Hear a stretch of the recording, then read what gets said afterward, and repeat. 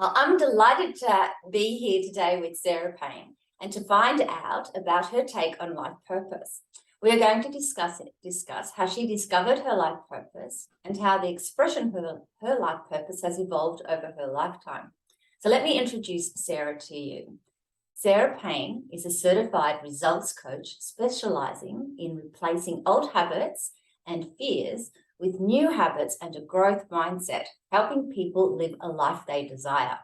Before starting her own business, Sarah had a very successful career of more than 25 years in the corporate world.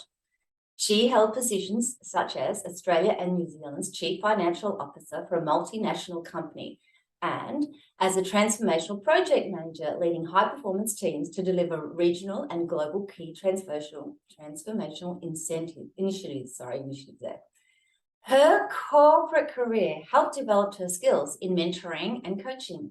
And so she's coaching others to successful outcomes. And today she focuses on working with individuals to ensure both their personal and professional goals are achieved, bringing back balance and focus into their lives. So welcome, Sarah. I did read your introduction. I hope it wasn't too clunky. Thanks for taking the time out to speak with us today. And it's such a pleasure to spend this time with you. I'm going to jump right in with some questions. So the first big question is, how do you define life purpose? Yeah, thanks, Payne. Thanks for the introduction. And it's great to be chatting with you today on this pretty important topic, I think, for most people. So for me, I've tried to figure out what that really means to me and what that definition is. And I liked going through the process again today to relook at it actually for this interview. Because always there's the clinical definition of, the reason for someone's existence or, their intention or their objectives. But really for me, life purpose is all about the reason why I get up in the morning, my reason for being, what really motivates me to keep moving forward. So yeah, that's pretty much my definition. Why do I get out of bed in the morning and what brings me joy to make that happen? Okay, so your definition of life purpose is why you get out of bed in the morning. So do you feel if you have a life purpose, it's easier to get out of bed? Definitely. I think having a life purpose means it's easier to do everything. It's easier for the decisions that you make, your life decisions. It's easier to decide what those next steps are. And if you have visibility around a lot of things, obviously your values, your vision and your purpose, then it makes it so easy to make decisions on what you do next because you get that alignment from it. Yeah. And do you think everyone has one? I think that's a really hard question. And initially I'd go, yeah, because otherwise everyone wouldn't get out of bed in the morning if that's my definition. But then if I think more about it, I think that a lot of people don't know what their purpose are, and that's why they struggle to get out of bed. That's why they may, just find it difficult to move forward in their lives. And, if you don't have that sense of who you are and your purpose, then more often than not, that leads to a lot of that overwhelm and stress or depression, whatever that is.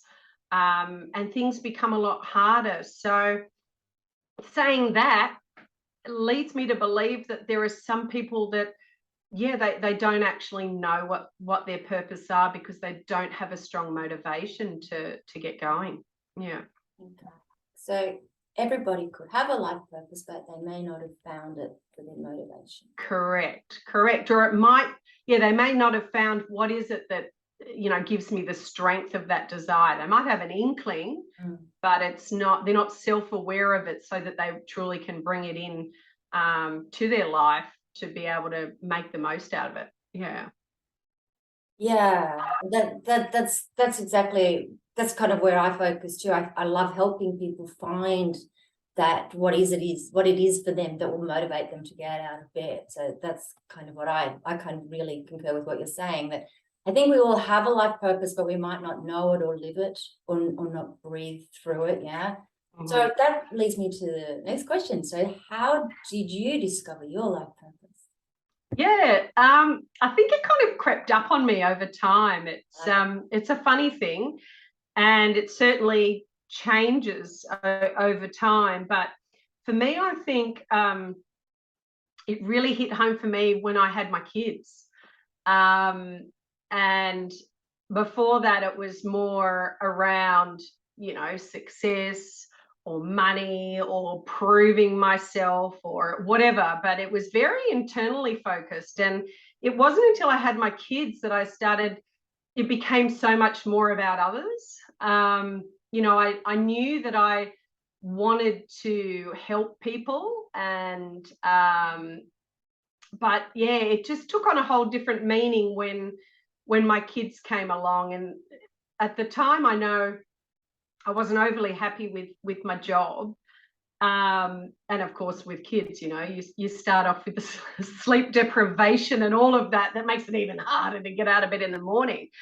But the desire to be there, be that role model, be that motivator, be that person that just gets it done for my kids was huge. And so for me, there was a real awakening when I had those two little humans that came along, of really going, I need to ask myself some more questions around what is my purpose so that I'm more clear on it.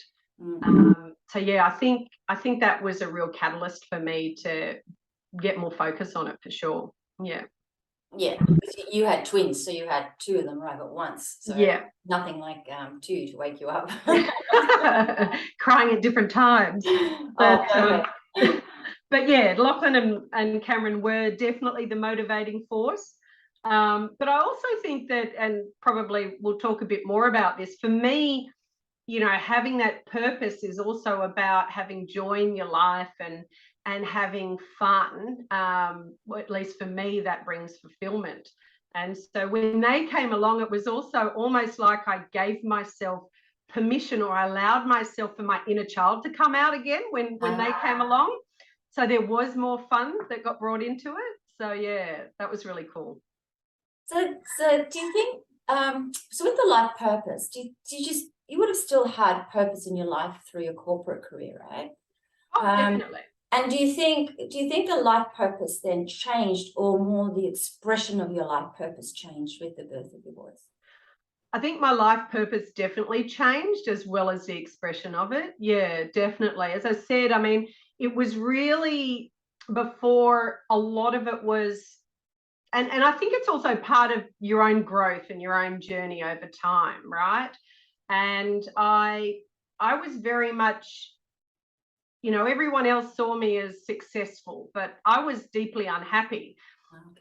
But my purpose at that time was, yep, I'm going to be successful in my career. I'm going to make these things happen. I'm going to have the house, or I'm going to have this. And a lot of it was around proving myself and being validated.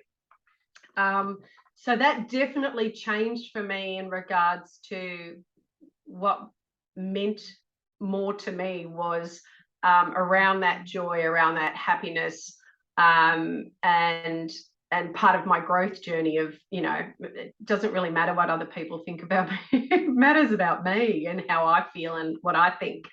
So that definitely shifted things in that regard, for sure. Yeah. And I'm a bit intrigued then. So your previous life purpose was around career and getting basically the foundations, like a home and so on. So how does you mentioned too, with your kids now it's more around family, but how does, and in a little bit more greater community, you want to just talk a little bit about how you see your life purpose now?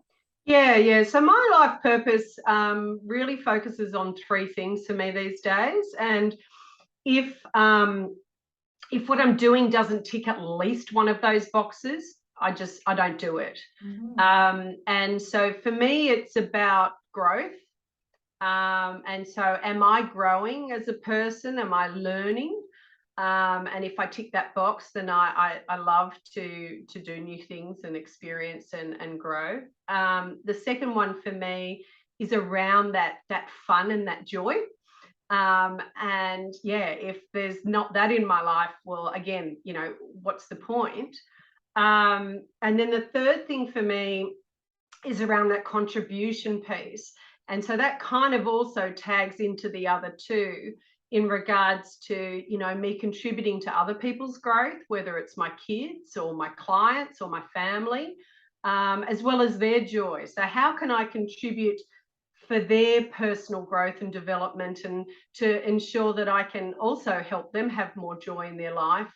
But certainly the contribution piece is a lot around community for me too at this point. And I know I've shared with you my volunteering for the Christmas carols in the community and those sorts of things. So for me, it really has been that shift towards that. And pre-kids, I always sort of said to myself, oh, when I get time, I'm going to volunteer, and when I do this and when I do that. And then it just got to a point where I was like, yeah, I need to start making stuff happen, because it's not going to. And I'm feeling like I'm not fulfilled because I know that I want to do it, but I'm not doing it. So yeah, but for me, as I say, growth, joy and contribution are my big purpose tick boxes, for life.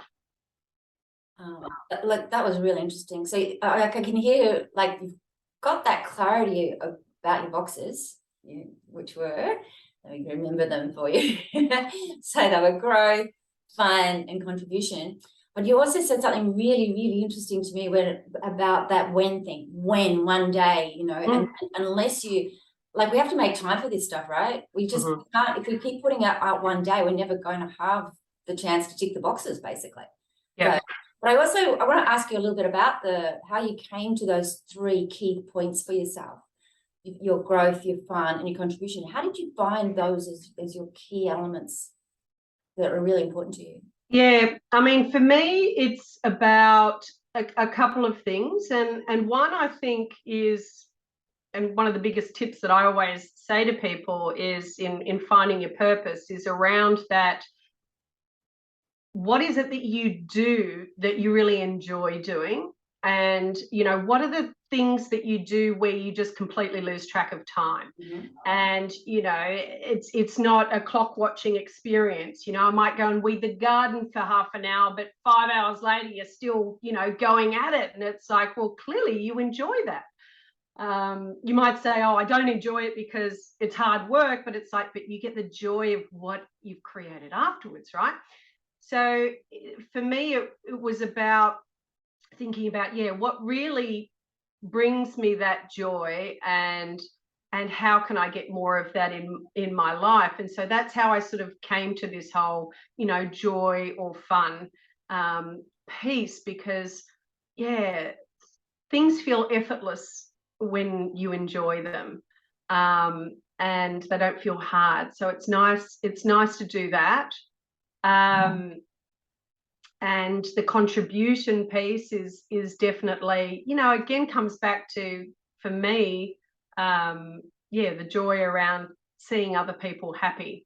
And it just seems to be a bit of an evolution through it. And it's funny though, because I've been thinking a lot about it lately. And I know you and I have had conversations, around the research that you certainly look at in regards to the studies that talk about, if you've got a life purpose and you've got that motivation, that how much it helps with the Alzheimer's and the dementia. And as you keep moving through life, the benefits of that. And I totally agree on the whole, use it or lose it sort of scenario.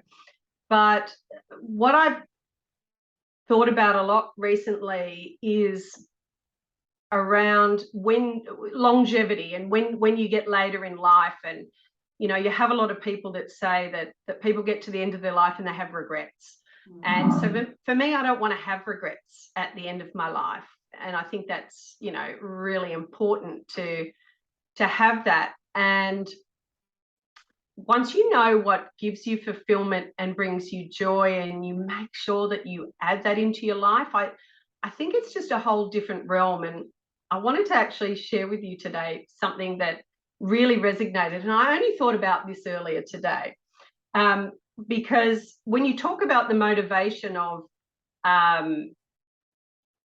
of your purpose and what really inspires you, you know, they talk a lot about people that get to their deathbed and say, oh, I wish I had more time with my family, or I wish I did more of this, or I wish I did more of that.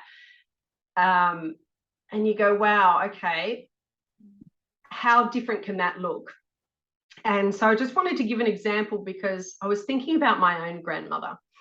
And my own grandmother, I think back and I go, she knew what it was about. Like, she knew what brought her joy, and she made sure that she brought that into her life. And, you know, motivation is so powerful. And I remember when she was 88 and she had a heart attack, and she lived in the US. And so we were here. And, you know, you hear the stories about people staying alive so that their, you know, family can see them and they can have that last interaction. Well, she certainly did that. And she waited for my mum to come over for a couple of days. And I think she had a brain bleed. So it was, you know, it wasn't a good scenario. But she waited for my mum to come, and they had their little conversation. But what I remember more than anything, and this was the next day, my mum went to the hospital, and my grandmother had, you know, made the decision to pass on. And the nurse came to my mum, and my mum was like, you know, what happened, you know, in those last moments? And the nurse said to her, your grandmother said, oh, you know, I don't think I'm going to be able to play golf anymore. And the nurse turned around and was doing something, oh, Grace, you'll be able to, and turned back. And my grandmother's eyes were closed and she was gone. And some people might think that's really sad. But for me, I was like, no, she recognized that with her body and her limitations, no matter what, she wasn't actually going to be able to do what brought her joy, right? Because golf gave her connection, and she used to play with all these young people. So that would just get her like totally woo, you know, can't wait to see all the youngins and, you know, give me that energy. So, yeah, I just look at that and go, wow, as her last words were, I'm not going to be able to live the life that I desire. That's just powerful. And she made the decision. Then that's, you know, that's it. I'm done. I'm checking out. And that's, for me, that's what I think about when I think about the vision and making decisions in your life to do the things that you love. My grandmother just emanated that, you know, and proved it to me to the last word. Sorry. Yeah, cool story. Yeah.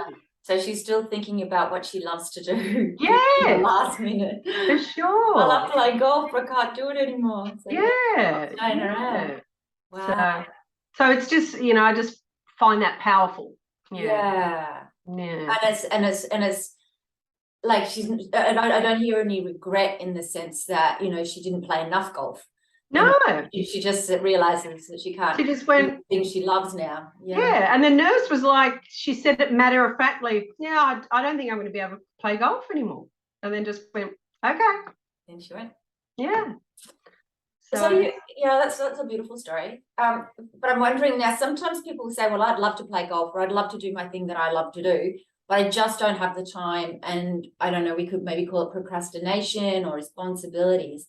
That how have you got any ideas of what do you do if you get distracted? You know, we can often say, you know, even like need to do the gardening, but then you sit down and just watch TV or something, you know, something else always seems to come up. So we're not doing what we love. And I think by doing what we love, we discover more of our life purpose. Yeah. So they kind of like feed off each other. Oh, I love doing this. This must be this could be my purpose. Yeah. So we do what we love, and then we discover it is actually what we need to do in life. So how do you deal with distractions? Yeah, I mean, I think there's a lot that comes into it. So there's definitely the purpose, but there's also, you know, your values. What do you value in life? And if you're clear on what you value and what you enjoy doing, you'll make time for it. But a lot of people don't get that clarity for themselves. And I think that's a big reason why there are distractions. But in the same sentence, we're all human. We all get distracted, whether it's from our goals or our values or our purpose or vision, whatever you want to call the things that help us focus on the direction that we want to head in. So, you know, I think for me anyway, I've got 3 keys that I try to keep on track with. And one is obviously just the self-awareness. Like, as soon as you realize that you're not doing anything, you're not happy, and you're not having that joy, to just acknowledge that self-awareness and go, okay, I need to now take an action towards what I want, and to make that shift. So I think self-awareness is really important around that. And sometimes it's just, you know, that gut feeling of I'm just not happy at the moment. So, well, why aren't I? What would make me happy? Okay, let's revisit this. So I definitely think self-awareness is really key. Once you know what it is and what brings you happiness. I think for me the second one is kindness. And what I mean by that is kindness to myself, right? So if I do fall off the bandwagon, to just go, that's cool, Sarah, like, let's just see what we can do to refocus and bring some more of what you love into the life. Because yeah, more often than not, people don't treat themselves with kindness, and you know, that negative self-talk comes in, and then you know, you're completely off track to what you want to do. So I think that's really important, is being kind to yourself and just moving forward, and doing that. And the third thing is having those check-ins. Sometimes it's good to even schedule some regular check-ins. What does that look like for me? But even if you don't do that, again, that self-awareness around something doesn't feel right here. Why? Well, it's probably because you're not aligned to your vision or your purpose, or, you know, your values. And then go back and have a little check-in. Well, why is that? Is it that I need to change, you know, and tweak some of my values, or, you know, or my purpose, because I'm evolving? Or is it that I just need to get refocused on what's important to me? So yeah, for me, I just try to keep that awareness and give myself a break and allow myself to keep growing and evolving, because it is going to change over time. Yeah. Yeah, I like the idea of the check-ins, and obviously the other two are great too, awareness and being kind to yourself. And I was actually thinking, as we both work as results coaches and life coaches, and I think sometimes those check-ins are great with somebody else as well. Would you agree? Yeah, definitely. I mean, I think having that check-in with other people and that accountability, or, you know, for me, a big part of life is having a second set of eyes on things so that people can give another perspective, is really powerful. I mean, even as coaches ourselves, you know, we have so many processes and tips that we, you know, help our clients with. But, you know, I love the saying of, when you're in the picture, you can't see the frame. So I think having somebody else's view on it with those check-ins is extremely powerful. Yeah. Yeah, so with someone else, you kind of have a sounding board. You say, well, I found myself watching TV again instead of doing the gardening or going out to dance with my friends, or whatever it is that you like to do, and that gives you joy, which heads you towards your life purpose. So I find having a coach who's a little bit not in your life, but can look from the outside, like you say, the frame, they can sort of see like maybe a little bit more than what you can. But I'm also wondering then, as a tip for people that just for themselves, what would a personal check-in look like? Yeah, I think it comes down to a little bit like what you said then, you know, what is it that I would like to be doing that would fulfill that does bring me joy and happiness, and what is it that I'm doing instead and why? Because then you can figure out where that misalignment is. You could figure out, you know, there may be some other limiting beliefs or something that you need to work on. Yeah, so definitely the big thing always is why. The curiosity. Have the curiosity to ask yourself, why am I doing this? And be really honest with yourself about why you are. And you may find limiting belief stories. You may find there's a secondary gain there for you, as to why you're doing that, that you need to address so that you can shift across into what truly brings you joy. It could just be habit. Yeah. We're creatures of habit, and there may just be some habits that need to be addressed. Realigned. Realigned to your purpose rather than to the resting kind of doing nothing thing.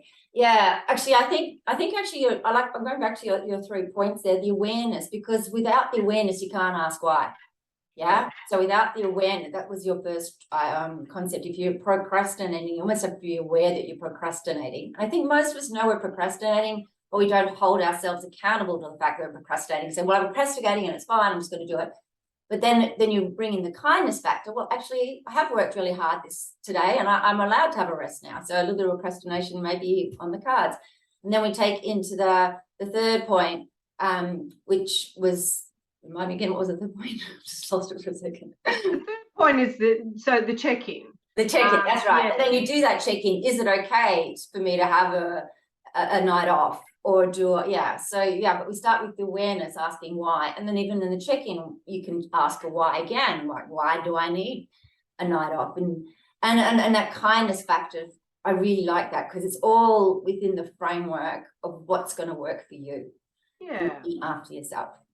And I think, you know, it sounds corny, but I love it when people say be your own best friend, because I think that's so important. And you know, I found even yesterday with a client, we were talking about, you know, how hard he was being on himself, and, you know, expecting this perfection and this gold standard, and, you know, I should do. And it's like, hang on a minute. Would you be holding somebody else to that same standard if they were trying something for the first time? Or, you know, if they were trying to figure something out and the answer was no? And it's like, well, why are you doing that to yourself? Like, why don't you have kindness to yourself to go, that's okay, you know, just keep growing and developing and trying. But that kindness we so often give to other people and not ourselves. And I think it's the same with purpose. Some people get stuck on the purpose, thinking my life purpose has to be grandiose and I have to be changing the world and making this big impact. And it's like, yeah, but you need to start with you, because otherwise, what's the point, right? You can't help others until you help yourself. And it starts with kindness with yourself and your own joy to then bring it to others. So yeah, the kindness piece is a really big one for me. So I'm just wondering, do you have any tips then for people that are a little bit uncertain about their life purpose? What would be like a tip to help them discover what their life purpose is? Yeah, look, I think going through a lot of the usual questions is really important. The first tip for me is about a little bit around the kindness too, like just don't put too much pressure on yourself to find a life purpose, right? It will naturally come, but you do need to be asking yourself those questions. You know, who am I? What do I value? What do I enjoy doing? What am I good at? You know, what can I share with other people to help them? So it is really around asking yourself those questions and being honest with yourself is the first step, I think. But again, for me, the tip is, if part of it is not asking what brings you joy, then and happiness, then most of the rest of it doesn't matter. So I truly, you can hear how passionate about how strongly I believe that if part of your purpose isn't bringing yourself joy, I don't know. You know, don't be surprised when you're not happy because you're not focusing on it. But yeah, definitely around those questions, and finding what brings you joy, because then things become more effortless, and then decisions just become easy to make, because you've got that to come back to. Does this fit what I really want and what's important to me? So yeah, I'd just say allow it to develop. It's not about perfection, and it's going to continue to develop, but ask yourself those questions and be really honest. Yeah. Yeah, it starts with the asking, doesn't it? Asking yourself the questions, being kind to yourself, allow it to develop. And soon it's a little bit like the idea, once you buy a red car, everybody's riding a red car. Once you ask the question, you bring it to your mind, you start to look for clues, and you start to see, oh, this gives me happiness. Oh, I love doing this too. And you start, it's bringing it to the forefront of your thoughts and thinking and asking the questions. And then you start to see the answers. They just come to you. Would you agree? Yeah, oh, definitely. I completely agree. Once things come to the conscious level, you can easily work through them. But even on the unconscious level, your brain just wants to validate that you're right. So if you start saying, you know, this is who I am, or this is what I want, and this is what I want to bring more of into my life, then your brain is going to start trying to figure out how that can happen unconsciously as well as consciously. So yeah, for sure, that's a massive one. Yeah, that's beautiful. So just in wrap up, is there anything else you'd like to share about life purpose today? I don't think so. I think, yeah, just enjoy life. I mean, what else are we here for? You know, so many people allow themselves to get sucked into survival mode, and just, you know, tick along every single day, but not really live the life that they want to. And you know, you don't want to wake up in 10 years time and nothing's changed. You really want to start taking just those small steps, and they don't have to be big steps. And as I say, you don't have to have the big picture, and it doesn't have to be a lightning bolt moment or any of that. It'll sneak up on you, but asking the why and the questions is the start. Yeah, for sure. What brings me joy? Well, thank you so much today for your time. I really enjoyed talking to you. Would you like to just let us know how anybody that's listening can contact you? And Yes, yeah, sure. The best contact for me is through, you know, business pages, whether it's Facebook, Instagram, LinkedIn. If you just look for Katandra Consulting with a K, Katandra, you'll find me. Or just email me at Sarah Payne, Payne, at katandraconsulting.com.au.